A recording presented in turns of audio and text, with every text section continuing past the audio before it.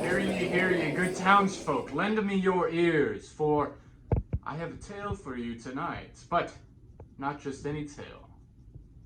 The story, the great woven story of the greatest warrior our young world has ever seen.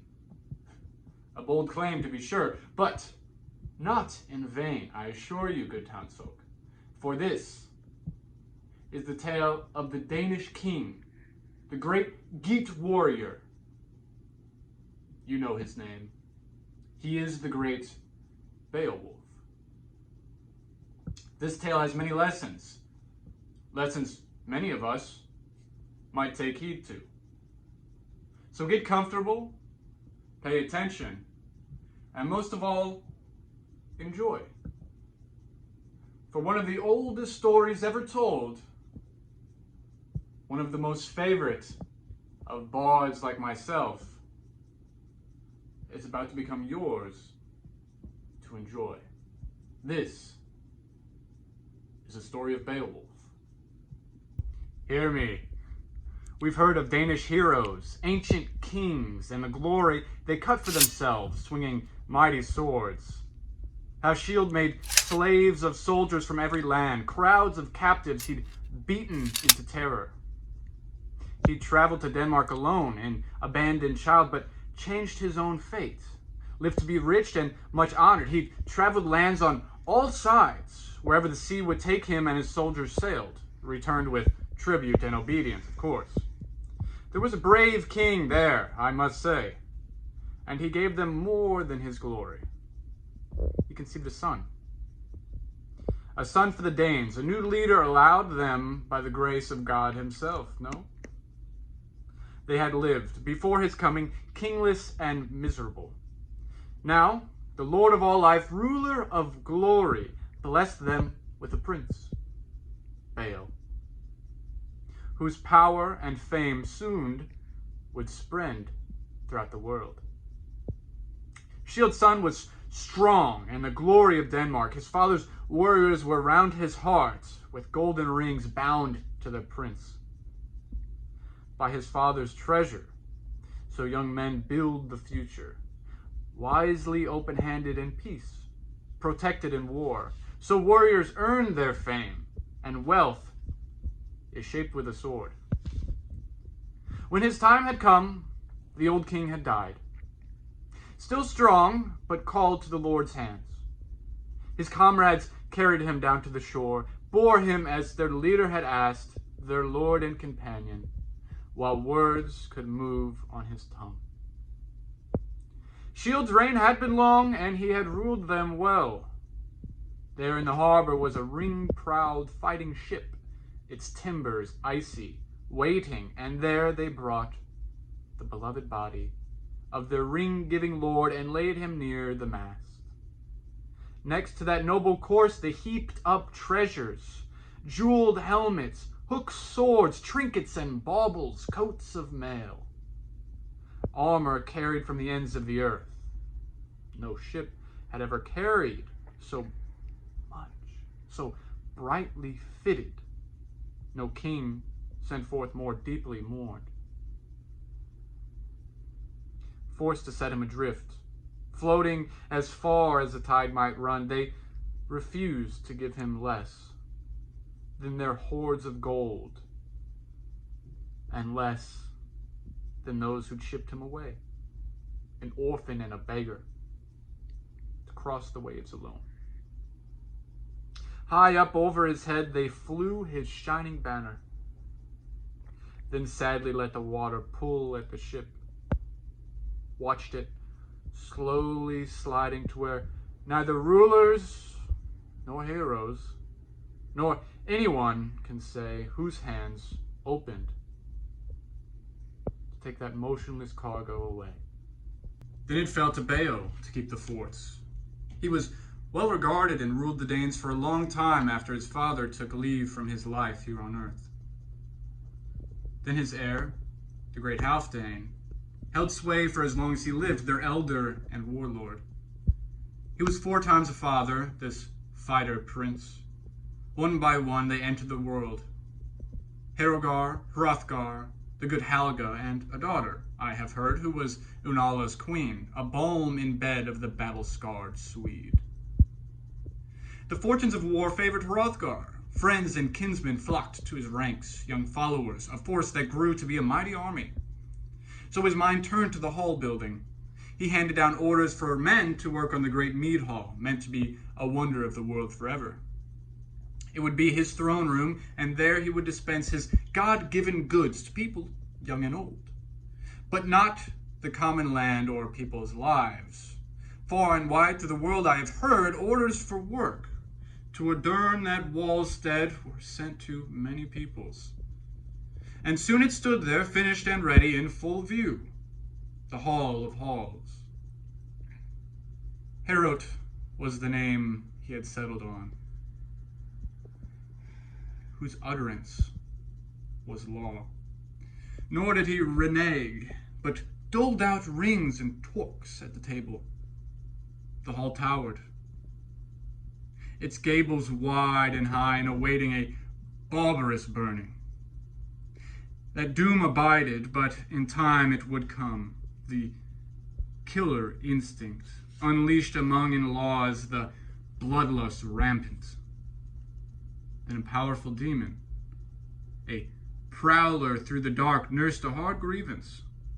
It harrowed him to hear the din of the loudest banquet every day in the hall, the harp being struck and the clear song of a skilled poet telling with mastery of man's beginnings, how the Almighty had made the earth, a gleaming plain girdled with waters. In his splendor he set the sun and the moon to be the earth's lamplight, lanterns for men, and filled the broad lap of the world with branches and leaves, with quickened life and every other thing that moved.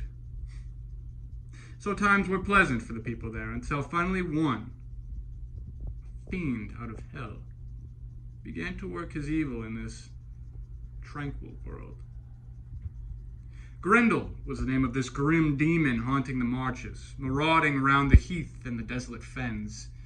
He had dwelt for a time in misery among the banished monsters, Cain's clan, whom the Creator had outlawed and condemned as outcasts.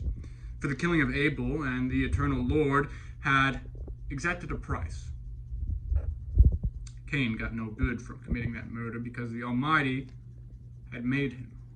And out of the curse of his exile, there sprang ogres and elves and evil phantoms, and the giants too, who strove with God time and time again until he gave them their reward.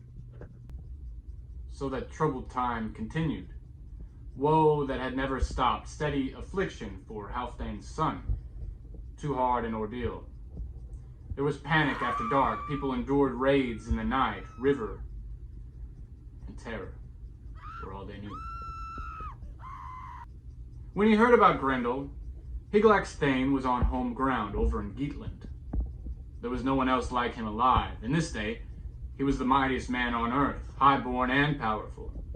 He ordered a boat that would ply the waves. He announced his plan to sail the Swan's Road and search out that king, the famous prince who needed defenders.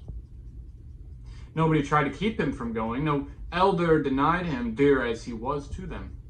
Instead, they inspected omens and spurred out his ambition to go, whilst he moved about like the leader he was, enlisting men, the best he could find, with 14 others. The warrior boarded the boat as captain, a canny pilot along coast and currents.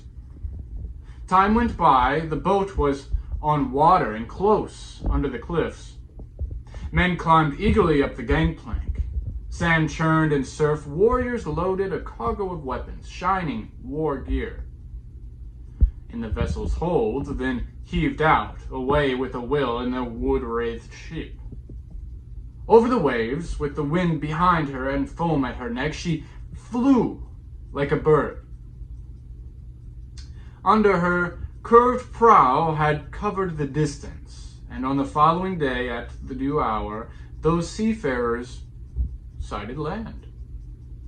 Sunset cliffs, sheer crags, and looming headlands. The landfall that they had sought.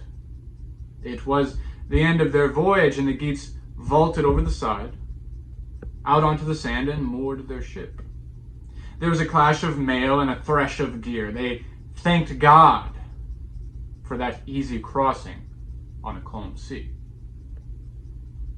When the watchman on the wall, the shielding's lookout, whose job it was to guard the sea cliffs, saw shields glittering on the gangplank and battle equipment being unloaded, he had to find out who and what the arrivals were.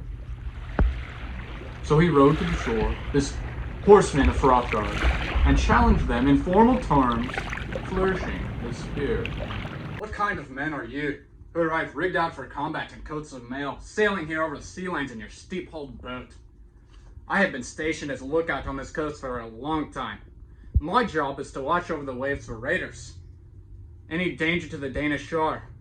Never before has a force under arms disembarked so openly. Not bothering to ask if the sentries allowed them for safe passage, or the clan had consented. Nor have I seen a mightier man at arms on this earth than the one standing here before me. So unless I am mistaken, he is truly noble. There is no mere hanger-on in a hero's armor. So now, before you fare inland, as interlopers, I have to be informed about who you are, where you hail from. Outsiders from across the water, I say it again. The sooner you tell me where you come from and why, the better. We belong by birth to the great people and owe allegiance to Lord Higelac. In this day, my father was a famous man, a noble warrior lord by the name Edgtho. He outlasted many a long winter and went on his way. All over the world, men wise in council continue to remember him. We come in good faith to find your lord, a nation sealed, the son of Halfdane. Give us right to advice and direction. We have arrived here on a great errand. To the Lord of the Danes, and I believe, therefore, there should be nothing hidden or withheld between us. So tell us, if what we have heard is true, about this threat, whatever it is, this danger abroad in the dark nights, this corpse-maker mongering death in the shieldling's country, I come to proffer my wholehearted help and counsel. I can show the wise Hrothgar a way to defeat this enemy and find respite, if any respite is to reach him, ever. I can calm the turmoil and terror in his mind. Otherwise, we must endure woes and live with grief for as long as this hall stands on the horizon on its high ground. Well, anyone with the gumption and a sharp mind will take the measure of two things: what's said and what's done. I believe what you have told me, that you are a troop loyal to our king, so come ahead with your arms and your gear and I will guide you. What's more, I'll order my own comrades, on their word of honor, to watch your boat, down there on the strand. Keep her safe in the fresh tar, until the time comes for her curved prow to preen the waves and bear this hero back to Geekland. May one so valiant and venturesome come unharmed to the clash of battle.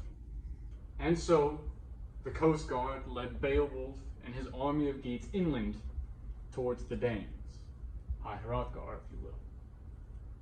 Once at the hall, the hero arose, surrounded closely by his most powerful thanes. A party remained under orders to keep watch on the arms. The rest proceeded, led by their prince under Herod's roof.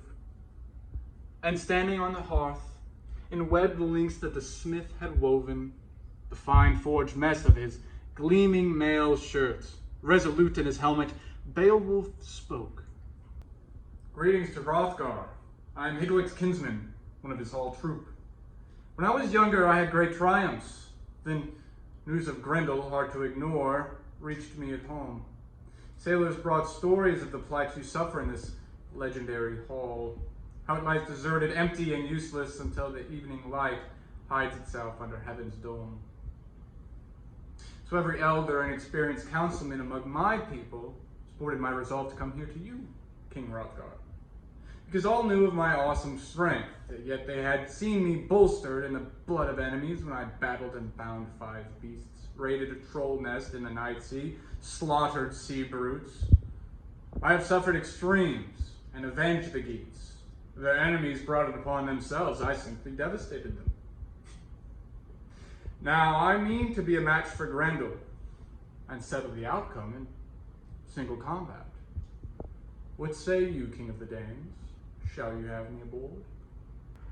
Beowulf, my friend, you have traveled here to favor us with help and to fight for us. There was a feud one time, begun by your father with his own hands. He killed Beowulf, who was a wolfing. So war was looming, and his people, in fear of it, forced him to leave. He came away then over rolling waves to the South Danes, here, with us, the Sons of Honor. I was then in the first flush of kingship, establishing my sway over all the rich strongholds of this heroic land. Hrothgar, my older brother and the better man, also a son of Halfdanes, had died. Finally, I healed the feud by pain. I shipped a treasure trove to the Wolfings, and Edgtho acknowledged me with the oaths of allegiance. It bothers me to have burdened anyone with all the grief Grendel has caused, and the havoc he has wreaked upon us inherits our humiliations. My household guard are on the wane. Fate sweeps them away into Grendel's crutches, but God can easily halt these raids and sway these attacks away.